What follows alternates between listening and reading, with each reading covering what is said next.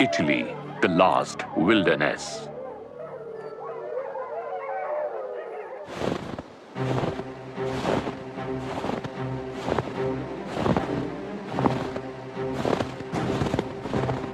दो शामुआ एक दूसरे का पीछा करते हुए अपनी चुस्ती फुर्ती का जैसे इम्तिहान ले रहे हैं।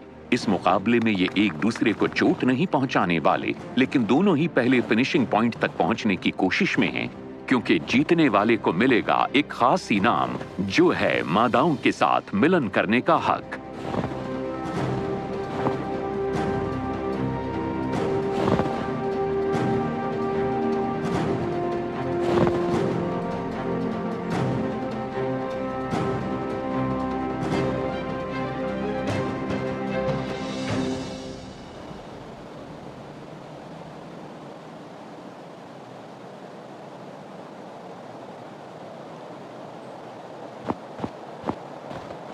देखने में ये लड़ाकू लग सकते हैं, पर शामुआ शांति से जीने वाले जानवर हैं और शायद ही कभी लड़ाई में पड़ते हों। नर अपनी पूरी क्षमता से सबसे तीखे ढलानों पर ऊपर नीचे दौड़कर अपनी ताकत साबित करते हैं। जो दौड़ने के दौरान पहले थकता और रुकता है, वो हार जाता है।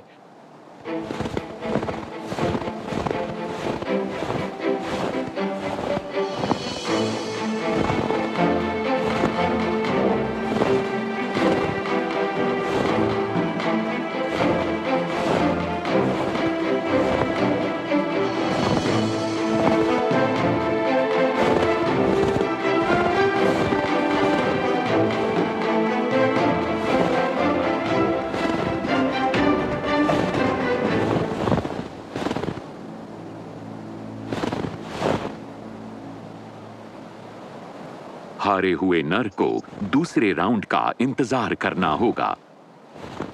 जीतने वाला नर मादाओं के करीब आता है, जो इस दौड़ की तरफ खास ध्यान नहीं देती, क्योंकि इनका ध्यान तो मेडिटेरेनियन में मौजूद इटालियन पेनिनसुला के सबसे ऊंचे पहाड़ ग्रैंड सासो के सर्दियों के चरागाह में उगने वाली मामूली खुराक को चरने पर है।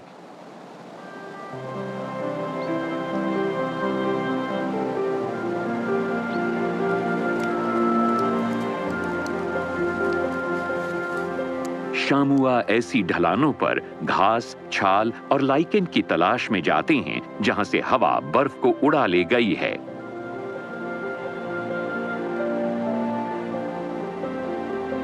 ऊंचे पहाड़ों पर रहने वाले जानवरों की तरह उन्होंने फ्रॉस्ट यानी पाले का सामना करना सीख लिया है और सबसे तीखी सर्दियों का सामना करने की क्षमता भी विकसित कर ली है।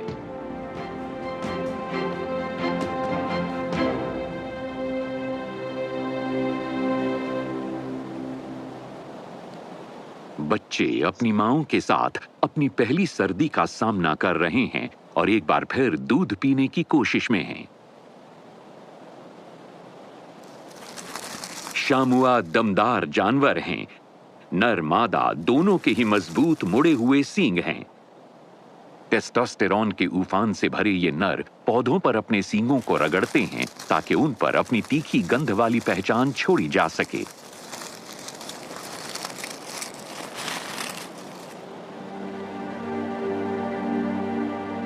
एक नर मादाओं के झुंड के पास जाता है और मिलन के लिए तैयार किसी मादा की गंध उसे दीवाना बना देती है। उसे शांति से चर रहे इस झुंड में बस इस मादा को पहचानना है और फिर तेजी से उससे मिलन की जोरदार कोशिश करनी है। मादा कुछ दिनों के मिलन वाले दौर में रहेगी और इस नर को इस छोटी सी अवधि का पूरा फायदा उठाना होगा।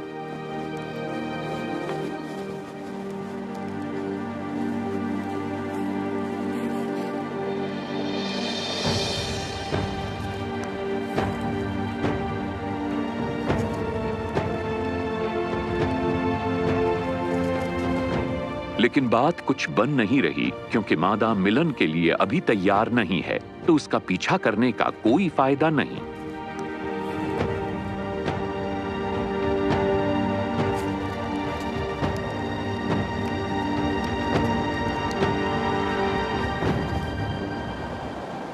लेकिन ये बात गले से उतारना भी आसान नहीं होता कि आपको स्वीकार नहीं किया गया। पर इसे हालात से समझौता तो करना ही होगा। खुशकिस्मती से इस झुंड में सिर्फ यही एक मादा नहीं है।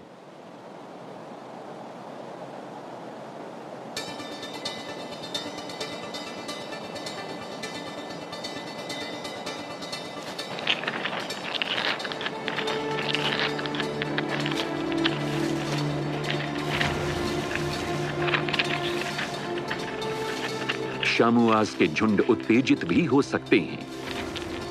ये आमतौर पर शांत जानवर होते हैं जो सर्दियों का सामना करने के लिए अपने शरीर पर चर्बी बढ़ाते रहते हैं। मिलन से जुड़े इस जुनून का असर युवाओं और बच्चों पर भी पड़ता है।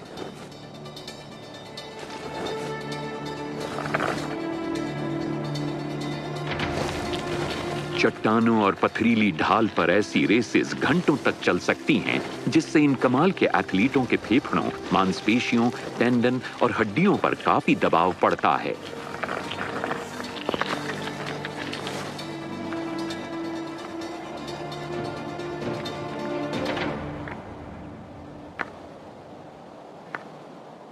बच्चों वाली मादाएं बिल्कुल नहीं चाहती कि नर उनकी तरफ बढ़ें और इसीलिए वो उनसे आमना सामना होने वाले इस इलाके से दूर जाने की कोशिश करती हैं। माओं के लिए बच्चों की सुरक्षा से बढ़कर कुछ भी नहीं, इसीलिए किसी भी खतरे को नजरअंदाज नहीं किया जा सकता। ये इस बदसूरत परिंदे से भी होशियार हैं। कोई ग्रिफिन वल्चर आमतौर पर शामुआ हिरण के किसी बच्चे पर हमला नहीं करता, पर यकीन से कुछ नहीं कहा जा सकता।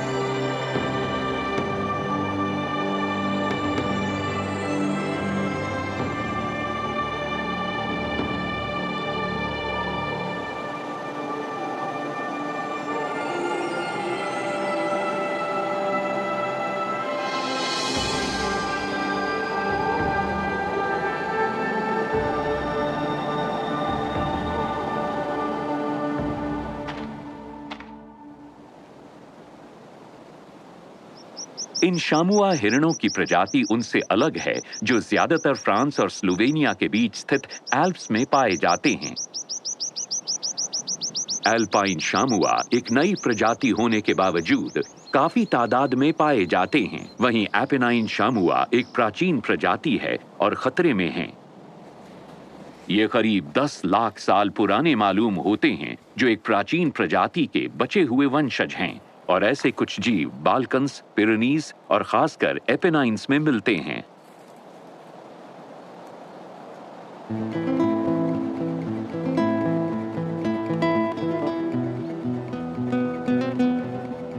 पिछली सदी में इन शामुआ के विलुप्त होने का खतरा था और ऐसे सिर्फ 50 शामुआ बाकी बचे थे, जो अब्रूत्सो नेशनल पार्क तक ही सीमित थे। पार्क में इन्हें जो हिफाजत मिली, उसके कारण इनकी तादाद बढ़ी। ग्रैंड सेसो में मादाओं और नरों के एक झुंड को लाना मुमकिन हो पाया और यहाँ इन्होंने आपस में मिलन किया। अब इनके दर्जनों वंशज एक बार फिर अपने पुराने साम्राज्य में घूमते रहते हैं।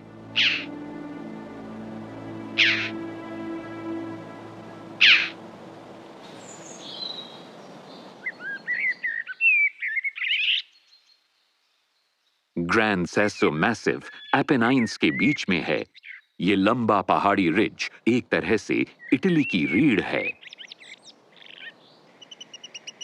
ये न सिर्फ माउंटेनरिंग के नजरिए से एक खूबसूरत पहाड़ है, बल्कि उन प्रजातियों के लिए भी एक आशियाना है जो पिछले ग्लेशियल पीरियड के दौरान ग्लेशियरों के साथ आई थीं।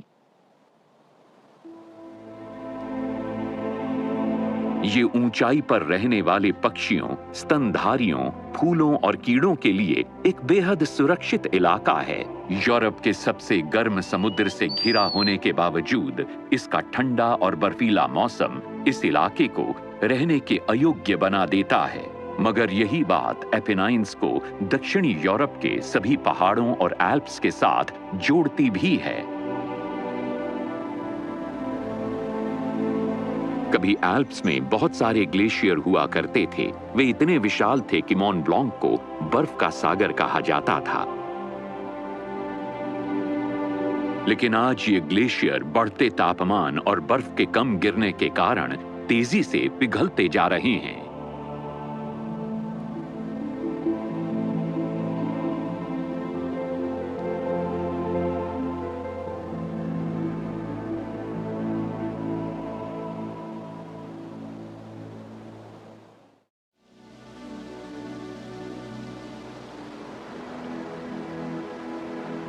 एल्प्स में ग्लेशियरों का खत्म होते जाना बेशक बुरा लगता है, लेकिन वो कुछ और दशक तक रहेंगे। इसके बजाय अंतिम ग्लेशियर का पूरा गायब होना ज्यादा करीब है। ये अब भी मेडिटेरेनियन में मौजूद है, जो ग्रैंड सेसो के शिखर के नीचे है। ये बस कुछ ही साल और कायम रहेगा। इसे कैल्डेरोने कहा जाता है और ये 2700 मीटर की ऊंचाई पर मौजूद है। ये किसी फुटबॉल पिच से ज्यादा बड़ा नहीं है। ये यूरोप में सबसे दक्षिण में मौजूद ग्लेशियर है, एक मिनी ग्लेशियर, लेकिन अपने आप में पूरा। छोटी बड़ी दरारों से भरा ये ग्लेशियर पत्थरों की एक परत के नीचे छिपा हुआ है, जो किसी थर्मल कंबल की तरह काम करता है और गर्मियों के दौरान इसे सूरज की किरणों से बचाता है। पौधों और जानवरों की कुछ प्रजातियां हैं जो चट्टानों और बारिश के जमा पानी के बीच कैल्डेरोने के आसपास उगती और रहती हैं। यहाँ का माहौल बहुत मुश्किल और रहने के नाकाबिल है और कुछ ही जीव इसका सामना करने के हिसाब से ढल पाए हैं। एल्पाइन चग ऊंचे पहाड़ों के इन चैंपियनों में से एक हैं।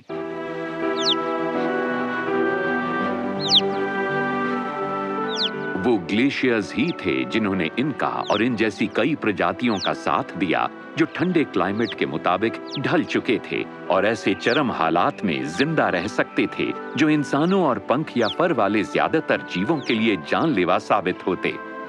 और तो और ये ऊंचाई पर रहने वाले जीवों के परफॉर्मेंस में और सुधार करता है। एल्पाइन चग अभी भी एल्प्स में आम है, मगर ये प्रजाति एपेनाइन्स में दुर्लभ हो गई है। ग्रैंड सेसो कॉलोनी इटालियन पेनिनसुला पर ऐसी आखिरी कॉलोनीज में से एक है और यूरोप में ये सबसे दक्षिण में है।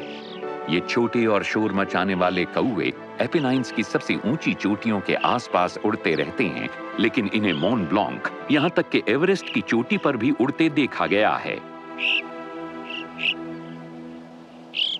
एल्पाइन चग हिमालय के मूलवासी हैं और हजारों वर्षों के दौरान यूरोप के पहाड़ों में रहते आए हैं। ये सिलसिला ग्लेशियल अवधि के दौरान तेजी से बढ़ा।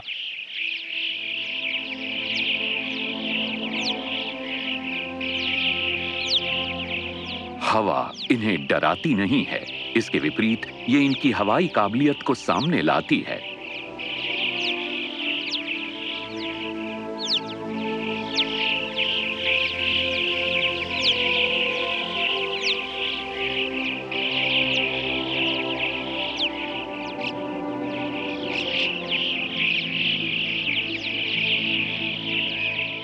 एल्पाइन चग्स के घोंसले हमेशा ऊंची जगहों पर चट्टानों में गहरी दरारों में होते हैं, जहां केवल उनके जैसे कलाबाज ही सुरक्षित ढंग से दाखिल हो सकते हैं।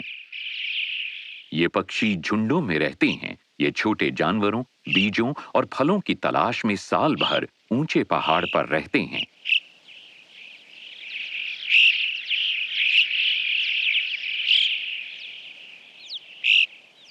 उन ऊंचाइयों पर मौसम के हालात साल के कम से कम 8 महीने बहुत मुश्किल होते हैं। वहां 0 से भी नीचे तापमान और बहुत तेज हवाएं होती हैं।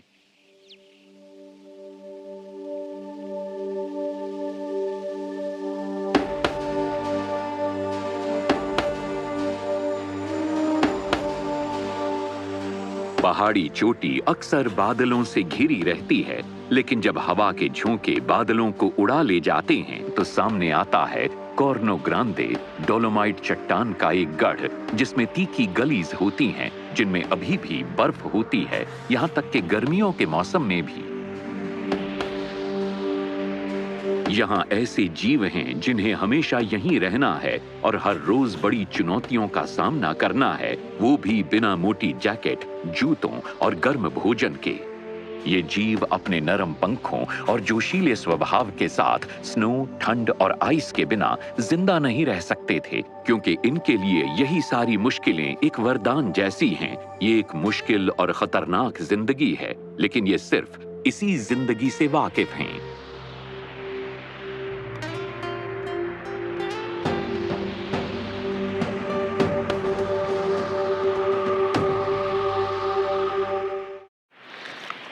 ठंड और बर्फ अभी भी ऊंचाई वाले इलाकों को अपनी जकड़ में रखे हुए हैं, लेकिन यहाँ भी हवा में वसंत की आहट सुनाई देने लगी है। एक कमजोर और युवा लोमड़ी को बर्फ में आधा दबा हुआ एक पिंजर मिला है। इस खोज के बल पर ये सर्दियों के दौरान और अच्छा मौसम आने तक जिंदा रह पाएगी, जो अब आने ही वाला है।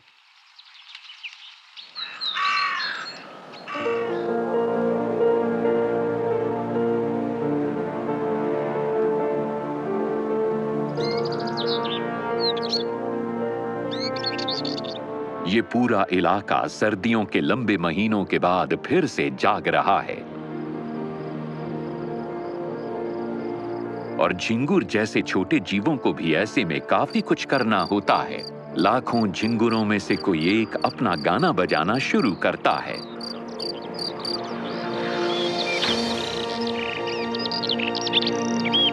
चरागाहों में घास के हरे कालीन बिछने शुरू हो जाते हैं और फिर तेजी से फूल खिलते हैं।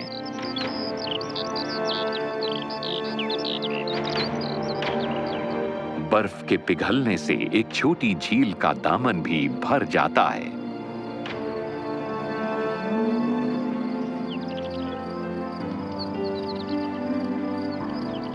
पेड़ पौधों में जल्दी ही कीड़ों और दूसरे छोटे जानवरों की भरमार हो जाती है, जो गर्मियों में ऊंचे पहाड़ों पर रहने वाले पक्षियों को खुराक मुहैया कराते हैं। रॉक थ्रश व्हीटेयर और टॉनी पिपेट ने यहां तक पहुंचने और गर्मियों के छोटे मौसम का फायदा उठाने के लिए सहारा रेगिस्तान और मेडिटेरेनियन सी के पार एक बहुत लंबी यात्रा की है। कुछ महीनों के लिए इनका आशियाना कैंपुएन त्रेतोरे पठार पर होगा, जो कॉर्नो ग्रैंदे की तलहटी में है। ये मेडिटेरेनियन इलाके के सबसे बड़े एल्पाइन घास के मैदानों में से एक है, जिसे लिटिल टिबेट भी कहा जाता है।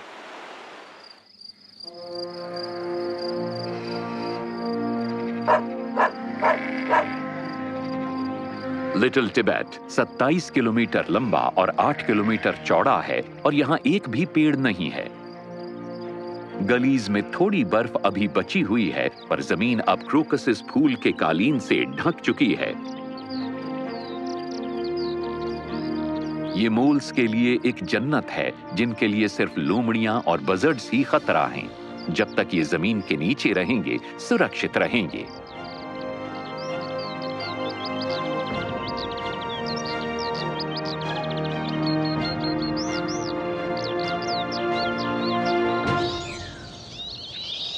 एपिनाइन्स के ज्यादातर हिस्से की ही तरह ग्रैंड सेसो भी पुरानी सेडिमेंट्री रॉक से बना एक विशाल पहाड़ है और ये 70 लाख साल पहले मायासीन में समुद्र की तली के ऊपर उठने से बना था।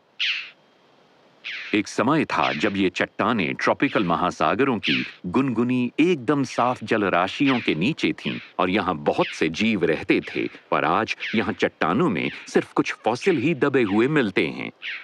बारिश में मौजूद एसिड बड़ी आसानी से चूना चट्टानों पर हमला करता है। ये सतहों पर नहीं रहता, बल्कि दरारों से होता हुआ जमीन के नीचे पहुंच जाता है। इसीलिए यहाँ बहुत कम ही जलधाराएं और झीलें हैं। दूसरी तरफ चट्टानों में बहुत सी दरारें हैं। इनमें से कुछ बहुत गहरी हैं और चग इन्हें अपने घोंसले बनाने के लिए चुनते हैं। इस बार यहाँ दिख रही हैं रेड बिल्ड चग। रेड बिल्ड चग और एल्पाइन चग काफी करीबी प्रजातियां हैं, आप इन्हें फर्स्ट कजन कह सकते हैं, पर इनमें बहुत फर्क होता है। एल्पाइन चग हिमालय की प्रजाति है जो ठंडे और बर्फीले पर्यावरण से ताल्लुक रखती है, जबकि रेड बिल्ड चग एक मेडिटेरेनियन है जो हाल के बरसों के गर्म और सूखे मौसम का फायदा उठा रही है। फिलहाल दोनों प्रजातियां ग्रैंड सेसो पर मिलती हैं, लेकिन शायद केवल कुछ और बरसों के लिए। हो सकता है जल्द ही सिर्फ रेड बिल्ड चग्स ही यहां पर रह पाएं।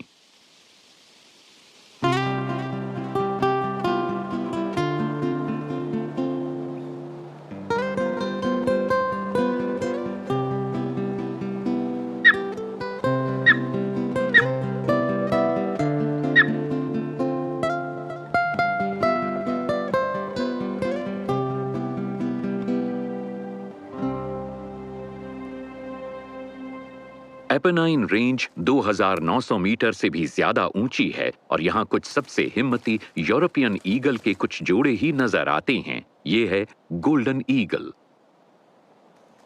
एक जोड़े ने एक बड़े पत्थर को चुना है जिस पर चट्टानों के बीच सदाबहार ओक्स उगे हैं और जहां धूप आती है। इसका शिकार वाला इलाका माउंटेन रेंज के काफी बड़े हिस्से में फैला हुआ है। इसमें पेड़ भी हैं और ऊंचाई वाले चरागाह भी, जो सिर्फ गर्मियों में ही बर्फ से आजाद होते हैं।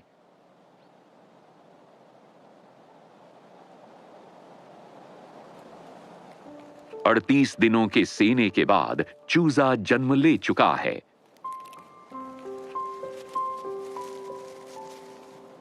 कभी कभी घोंसलों में 2 या 3 तक चूजे होते हैं, लेकिन यहाँ इस जोड़े का सिर्फ एक ही चूजा है जिसका माँ बाप बहुत ध्यान रखते हैं और इसे भरपेट खिलाते हैं।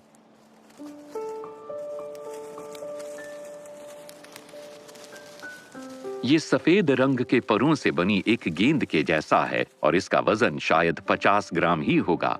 मादा इसे कभी छोड़कर नहीं जाती।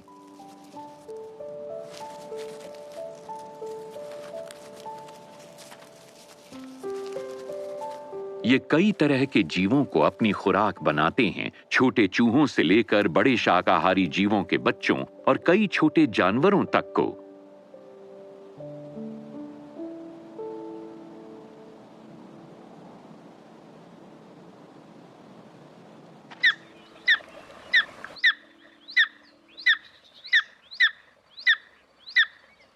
ये ज्यादातर अपने घोंसले चट्टानों की सुरक्षा में बनाते हैं। बच्चा चट्टान के किनारे पर बने घोंसले में बढ़ता है। इसकी देखभाल मां करती है और वो एक खरगोश लाई है।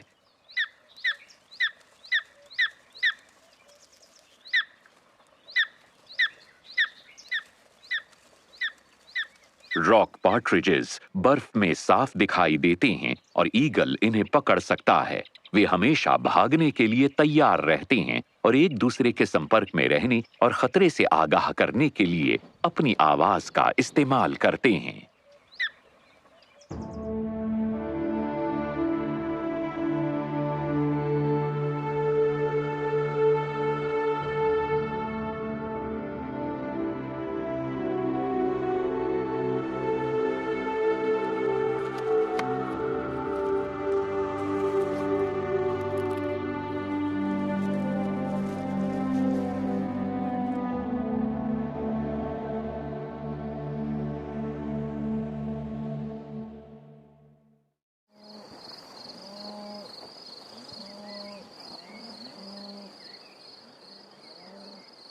समुद्र तल से 2000 मीटर की ऊंचाई पर भी गर्मियां दस्तक देने लगी हैं। जब तक सूरज चमक रहा है, गर्मी बनी रहती है, लेकिन इन ऊंचाइयों पर सूरज के ढलते ही तापमान अचानक गिर जाता है। यहाँ गर्मियों का दौर इतना छोटा होता है कि ऊंचाई पर रहने वाला एकमात्र सांप अंडे नहीं देता है, क्योंकि बच्चे के पास अंडे से निकलने के लिए ना तो इतनी गर्मी और ना ही समय होगा। ये तो सीधे बच्चे को ही जन्म देता है। उरिसिनी वाइपर यूरोप का सबसे छोटा वाइपर है। इस प्रजाति का जन्म पूर्वी यूरोप और एशिया के मिलन वाली जगह पर हुआ था। इसके रहने के लिए बेहतरीन पर्यावास होता है समुद्र तल से 2000 मीटर की ऊंचाई पर, जहां ये झिंगुरों और दूसरे छोटे जीवों को खुराक बना सकता है।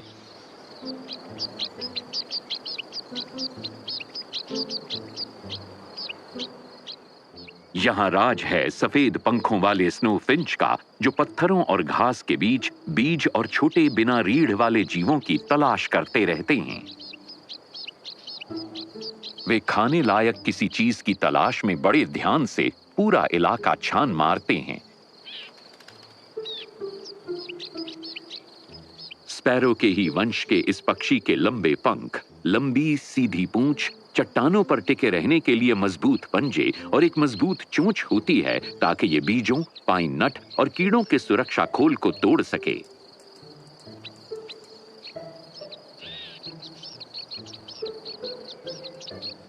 सफेद पंखों वाले स्नोफिंचेस परमानेंटली 2000 मीटर से ऊपर रहते हैं, यहां तक कि सर्दियों के दौरान भी। वे आमतौर पर चट्टानों के बीच मौजूद गहरे होल्स में घोंसला बनाते हैं, जहां तापमान में अचानक आई गिरावट के असर को मिट्टी और पत्थर कम कर देते हैं। हालांकि कुछ जोड़ों ने इंसान की बनाई इमारतों का विकल्प चुना है। इन्होंने एस्ट्रोनॉमिकल ऑब्जर्वेटरी और एक पुराने होटल को रहने के लिए चुना है, जो पिछली सदी की शुरुआत में बना था। ऑब्जर्वेटरी की दीवार में एक सुराख है, जो बच्चों की परवरिश के लिए एकदम सही है, लेकिन जगह को लेकर मुकाबला जबरदस्त है।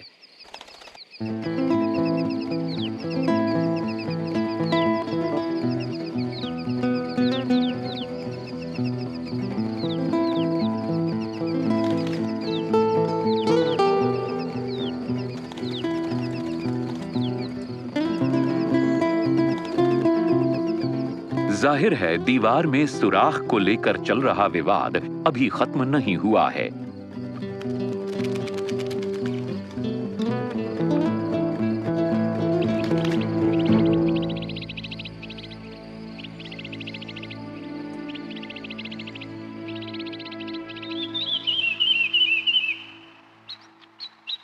घोंसले की समस्या शायद देर सबेर हल हो जाए, पर ग्रैंड सेसो के व्हाइट विंग्ड स्नोफिंचेस के लिए भविष्य अभी भी अनिश्चित है।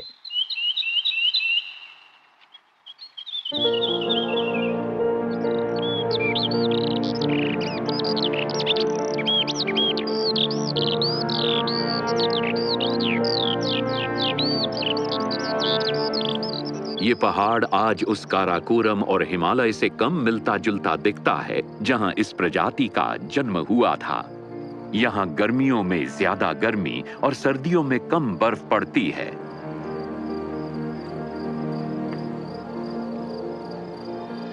यूं लगता है जैसे किसी ने फ्रीजर का दरवाजा खुला छोड़ दिया हो।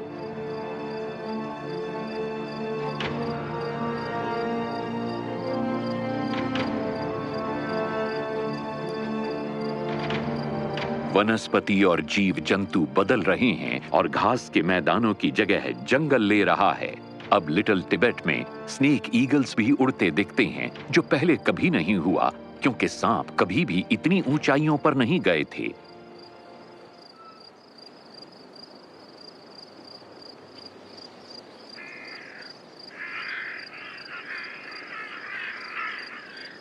ये पहाड़ी पर्यावास, जो कभी एल्पाइन और आर्कटिक प्रजातियों का आशियाना था, आज उसके सामने अपने सबसे खास निवासियों जैसे स्नोफिंच या उर्सीनी वाइपर, जिसे मेडो वाइपर के रूप में भी जाना जाता है, और अपोलो बटरफ्लाई को खोने का जोखिम मंडरा रहा है।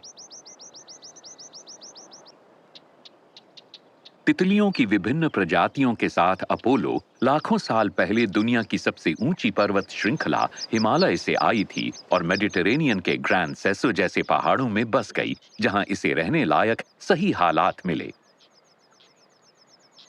अफसोस कि ये इलाके अब तेजी से बदहाल होते जा रहे हैं।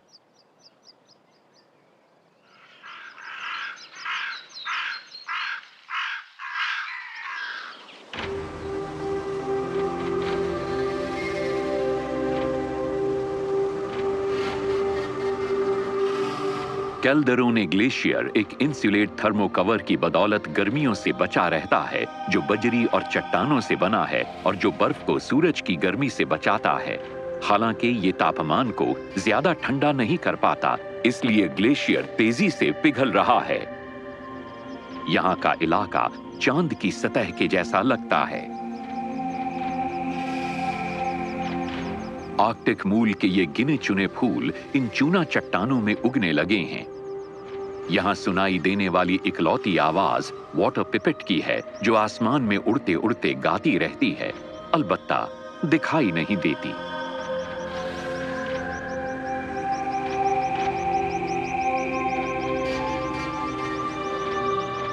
यहाँ का माहौल ऊंचाई वाले इलाकों के जैसा ही है। हालांकि यहाँ हम समुद्र तल से सिर्फ 2700 मीटर ऊपर हैं, फिर भी ये एपेनाइन्स श्रृंखला के लिए लगभग एक रिकॉर्ड है। करीब 15,000 साल पहले ग्लेशियर का आकार सबसे ज्यादा बड़ा था। जब यह घाटी की तली तक पहुंचा, इसके साथ बड़े बड़े पत्थर और मलबा भी इसके किनारों और इसके आखिरी हिस्सों में जमा हो गए।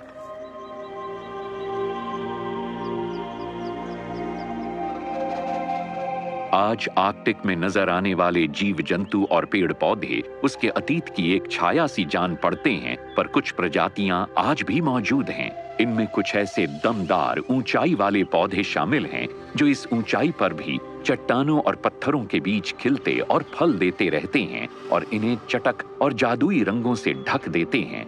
ऐसे कुछ दर्जन पौधों में से चंद जो 2000 मीटर से ज्यादा की ऊंचाई पर उग पाते हैं, उनमें कुछ खास खूबियां होती हैं जिनके बल पर ये इन बेहद मुश्किल हालात में उगते रह पाते हैं। एल्पाइन पौधों में से एक एडलवेस के लिए पहाड़ का वातावरण चरम होना चाहिए। इस पौधे को बर्फ से लगाव है और हवा से खुद का बचाव करने के लिए इसकी परत पर महीन बाल होते हैं। ये अपने छोटे सख्त जान शरीर के अंदर पानी की कीमती बूंदों को इकट्ठा करता रहता है। इसलिए ये एक मुश्किल भविष्य का सामना कर रहा है, क्योंकि हाल के दशकों में तापमान में औसतन 1 डिग्री की वृद्धि हुई है और ये कोई छोटी बात नहीं है। महीन बालों वाली पत्तियों के अलावा इसके ऐसे फूल भी होते हैं जिनका कोरोला ओव्यूले पर सूरज की किरणों की गर्मी को केंद्रित करता है ताकि बीज पक सकें, पॉपीज की तरह। इस तरह की खूबी कई और भी पौधों में देखी गई है जिनके बीच के हिस्से बाहरी तापमान से कुछ डिग्री गर्म होते हैं, जैसे कैंपियन।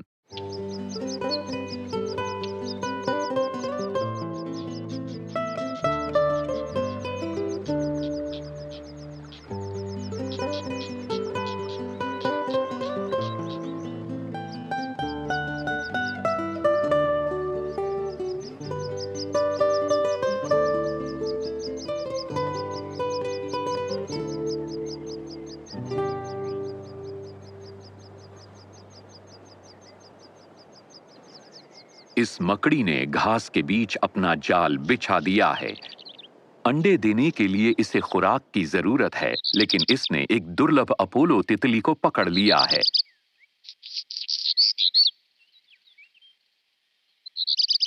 ये भी पहाड़ पर रहने वाला एक जीव है जो ठंडे मौसम के हिसाब से ढल चुका है और जिसके लिए बढ़ते तापमान से खतरा है।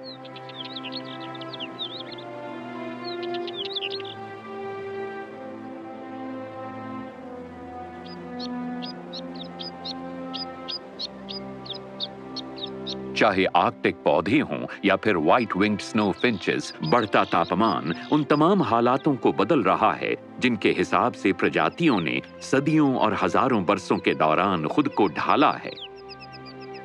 इस छोटे पक्षी के लिए सबसे महत्वपूर्ण पहलू है सर्दियों की बर्फबारी में कमी, जिसकी वजह से वो बर्फ गायब होने लगी है जो कभी पूरी गर्मियों के दौरान छाया वाली गलीज में बनी रहती थी। ये वो जगहें हैं या कभी थीं जहां व्हाइट विंग्ड स्नो फिंच के पूर्वज माता पिता क्रेन फ्लाई लार्वा की तलाश में गए थे, जो चूजे को बहुत पसंद आता है। ये मोटे ताजे कैटरपिलर पानी में भीगी हुई जमीन में पनपते हैं जो बर्फ की आखिरी पट्टियों के किनारे पर मौजूद है। कुछ वर्ग मीटर चौड़ा बर्फ का एक छोटा सा हिस्सा व्हाइट विंग्ड स्नो फिंचेस के कई जोड़ों को पाल सकता है, लेकिन ये जरूरी है कि चूजों की परवरिश के 4 या 5 हफ्ते की अवधि तक इसे कायम रहना चाहिए। अगर बर्फ बहुत जल्दी गायब हो गई तो चूजे भूखे मर सकते हैं। ये गीली जमीन घोंसले बनाने के लिए बेहतरीन चीज भी है।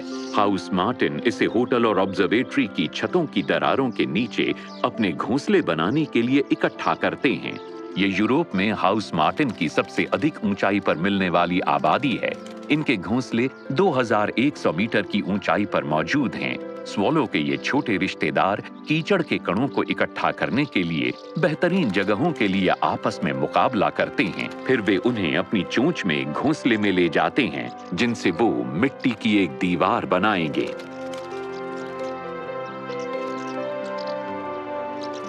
खुशकिस्मती से इस साल कुछ बर्फ लंबे समय तक बनी हुई है ताकि हाउस मार्टिन्स अपने घोंसले बना सकें और व्हाइट विंग्ड स्नो फिंचेस अपने चूजों के लिए भोजन ढूंढ सकें।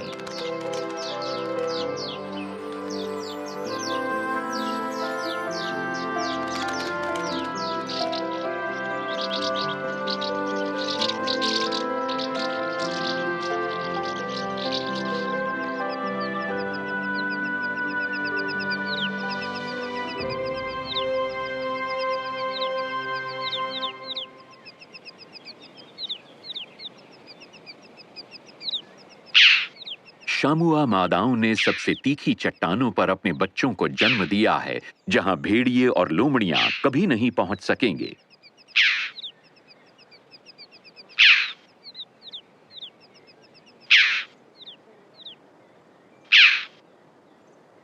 मादा शामुआ माँ बाप की जिम्मेदारियों को मिलकर बांटते हुए बच्चों की रखवाली बारी बारी से करती हैं।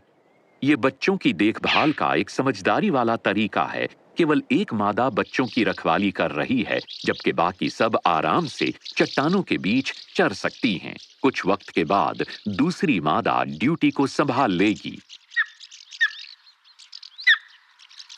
शामुआ ईगल से खास तौर पर डरते हैं। ईगल का चूजा अब अपने माता पिता जितना बड़ा हो चुका है, लेकिन अभी तक उसके सभी पंख नहीं आए हैं। जैसे ही माँ बाप कोई शिकार लाते हैं, वो फौरन उसे उनसे छीन लेता है। जब पिता आता है तो वो उससे खुराक छीनने के लिए इतना बेताब होता है कि घोंसले से बाहर गिर जाता है। ये नीचे एक चट्टान पर गिरा है और कई हफ्तों तक भी घोंसले में लौट नहीं पाएगा।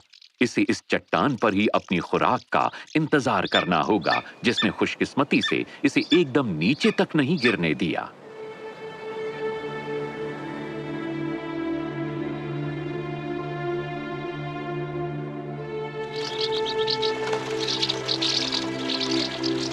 गर्मी जितनी जल्दी आई थी उतनी ही फुर्ती से गायब भी हो जाती है और साथ ले जाती है कीड़े खाने वाले परिंदे भी, जिनके पास सर्दियों में खाने के लिए कुछ भी नहीं था।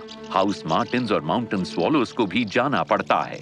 यहाँ सर्दी अचानक आ सकती है और तब मिजेस, मच्छर और दूसरे उड़ने वाले कीड़े भी कुछ दिनों में गायब हो जाएंगे। फिर इन परिंदों को अफ्रीका माइग्रेट करना होगा, लेकिन पहले वो एक छोटे से गांव में इकट्ठा होंगे जो सैकड़ों पक्षियों के लिए इस पहाड़ में इकलौता जाना पहचाना पड़ाव है।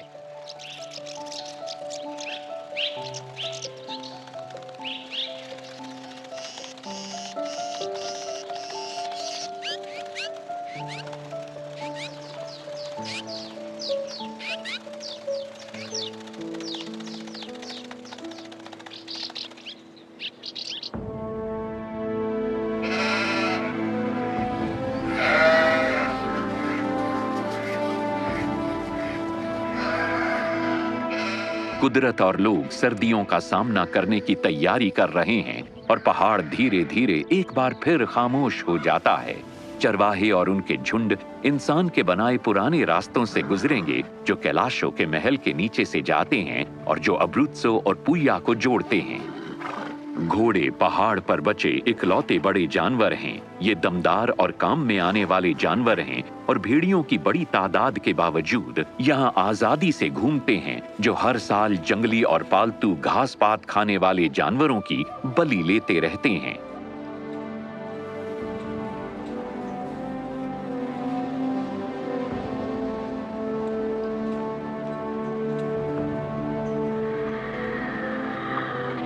भेड़ियों द्वारा मारे गए एक जानवर की लाश आखिर में कुछ गिद्धों के पेट में समा जाती है, जो खुराक की तलाश में इस पठार पर आ पहुंचे हैं। ये आपस में झगड़कर अपने रुतबे को जताने की कोशिश करते हैं। जीत होती है सबसे ज्यादा भूखे की। एक बार जब इसका पेट भर जाता है तो अपना रुतबा कायम करने के लिए लड़ने की इसकी इच्छा कम हो जाती है।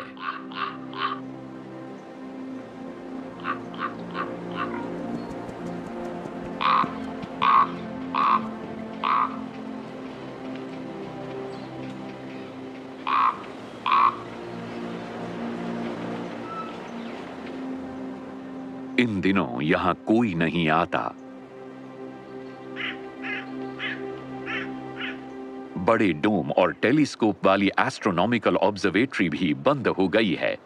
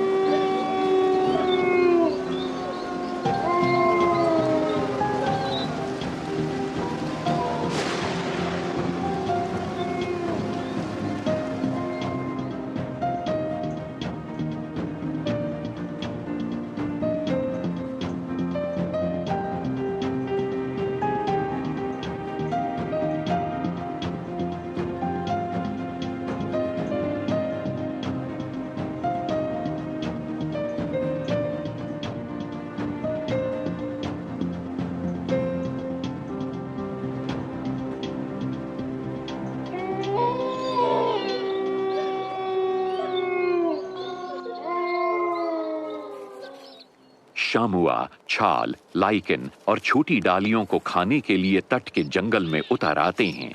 सर्दियों के दौरान इस मामूली खुराक को इन्हें जिंदा रखना होगा।